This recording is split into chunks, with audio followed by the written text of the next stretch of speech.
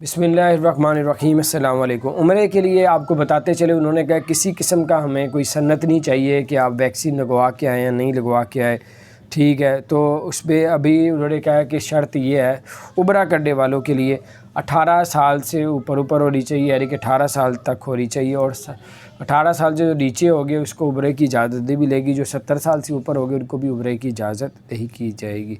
तो जो लोग कह रहे थे कि वो कह रहे हैं कि वैक्सीन की सन्नत लेके आएंगे, वैक्सीन लगवा के आएंगे तो उसको उम्रा करवाया जाएगा, ऐसा भी कुछ भी ऐलान नहीं किया।